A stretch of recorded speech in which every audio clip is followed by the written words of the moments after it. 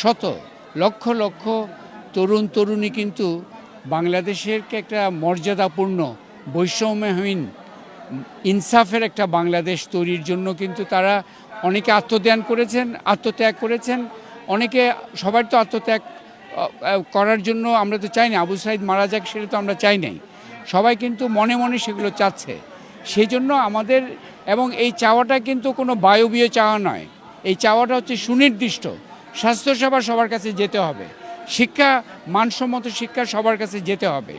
আমরা যে প্রশাসন থেকে যেই সুবিধাগুলো পাওয়ার কথা, দুর্নীতি ছাড়া হয়রানি ছাড়া সেগুলো যেন সবাই পেতে পারি, এগুলো তো ন্যূনতম আমাদের পাওয়ার অধিকার সবার আছে, তাই না? ওই উদ্দেশ্যেই হেলথ ক্যাম্প করা।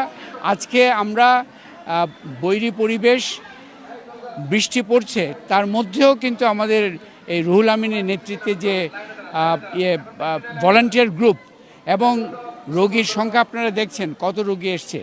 এর মধ্যে আমাদেরও হয় যে আমাদের একটা ডাক্তার দল ঢাকা থেকে আসার পথে একটা অ্যাক্সিডেন্টের ফলে তাদের আসতে বিলম্ব হচ্ছে, হয়তো তারা আগামীকাল সেই সেবাটা দিবে।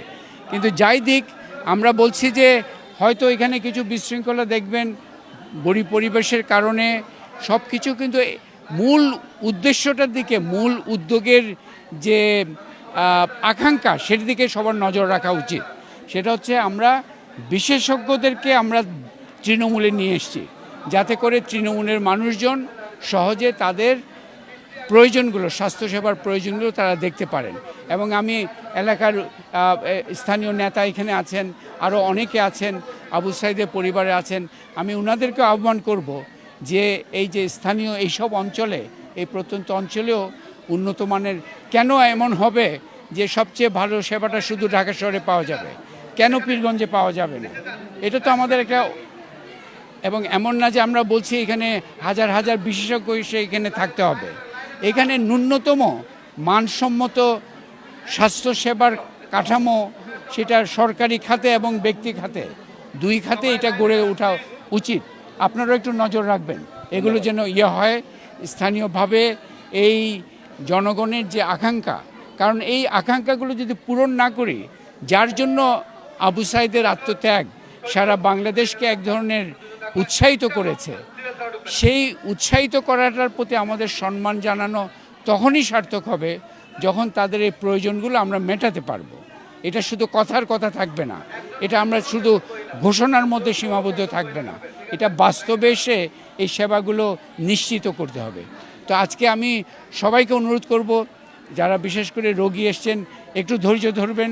হয়তো কিছু আপনাদের অনেকে আসছেন দেখছেন, ধৈর্য ধরে যদি আমরা একটু সুনির্দিষ্টভাবে করি, ভলান্টিয়ারদের কথা শুনেন, আমরা চেষ্টা করব। এবং আমরা প্রতিজ্ঞাবদ্ধ যারা আসছি ঢাকা থেকে এবং রংপুর মেডিকেল থেকে, আমরা আমাদের সাধ্যমতো দরকার হলে আমরা আজকে রাত 9টা পর্যন্ত কাজ করব যদি প্রয়োজন হয়। কিন্তু আমরা চেষ্টা করব যে যারা এসছেন তারা যেন চিকিৎসা সেবাটা বিফল হয়ে যেন ফেরত না যান, সেটা সর্বোচ্চ চেষ্টা থাকবে। তারপরেও আপনারা অবস্থার পরিপ্রেক্ষিত দেখবেন, বিশেষ করে আবহাওয়াটা আমাদের যদি আরেকটু ভালো হতো, সহায়ক হতো, সবার জন্য হয়তো আরেকটু স্বস্তি হতো। কিন্তু আমি ব্যক্তিগতভাবে অত্যন্ত অনুপ্রাণিত বোধ করছি, এবং সবাই স্থানীয় যারা নেতৃবৃন্দ আছেন বিভিন্ন পর্যায়ের, তারা এসছেন। আমাদের রংপুর মেডিকেলের যারা নেতৃবৃন্দ, বিশ্ববিদ্যালয়, স্থানীয় সরকারের এবং স্থানীয় শিল্পপতি, তারাও এসছেন।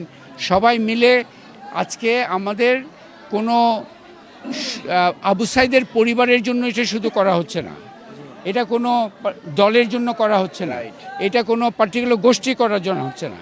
আমাদের এই যে আবু সাইদের আত্মত্যাগের মধ্যে বৈষম্যহীন বাংলাদেশের ডাক যেটা, সেটা কিন্তু এইসব সংকীর্ণ পরিচিতির ঊর্ধ্বে। কিন্তু এটা হচ্ছে আমরা সবাই বাংলাদেশি, সবারই আমাদের অধিকার আছে, ন্যূনতম কিছু অধিকার যেন আমরা পেতে পারি। সেটার জন্য শুধু সরকারের উপরও বসে থাকলে হবে না।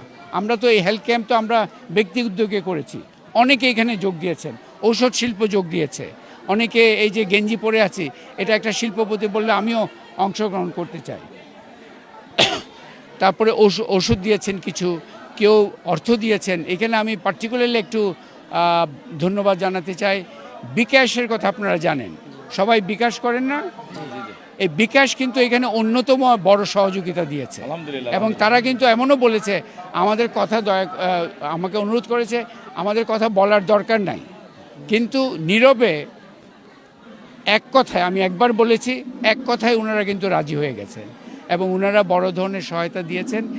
সবাই কিন্তু অংশগ্রহণ করতে চায়, সবাই অংশগ্রহণ করতে চায়, সবাই ভালো কাজে অংশগ্রহণ করতে পারলে সবাই নিজেকে ভাগ্যবান মনে করে। আশা করি ওই মানসিকতাই হবে। আজকে স্থানীয় নেতৃবৃন্দ, আজকে চিকিৎসক সম্প্রদায়, আজকে আমাদের সাধারণ নাগরিকের থেকে যারাই আছেন সবাই, আজকে হেলথ ক্যাম্প হলো, অন্য কিছু হওয়ার চেষ্টা হতে পারে। আপনারা এখানে আছেন, আপনি তো শিল্পপতি, আপনি এখানে একটা এই যে ইয়ে বলেন না স্কিল ডেভেলপমেন্ট, যে বেকার সংস্থা, তো একটা বেকার সমস্যা বড় সমস্যা, এগুলো নিয়ে আপনারাও চিন্তা করতে পারেন। আমাদের আশা করছি যে অন্তর্বর্তীকালীন সরকার তার দায়িত্বটা পালন করবে। তার মানে নয় যে আমরা সবাই হাত গুটিয়ে বসে থাকবো। আমাদের সবাই নিজে নিজে যেই যেখানে পারি, আমরা কয়েকজন এটা চিন্তা করেছি হেলথ ক্যাম্প, ওদের সাথে আলোচনা করে আমরা এটা করে ফেলছি, যে যেটা পারি সেটা করবো অ্যাকচুয়ালি। তাহলে সার্বিকভাবে একটা পরিবর্তনের ঢেউ উঠবে বাংলাদেশে।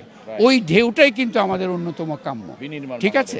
এইটাই আমাদেরকে আশা করি আসার জায়গাগুলো তৈরি করবে, ঠিক আছে?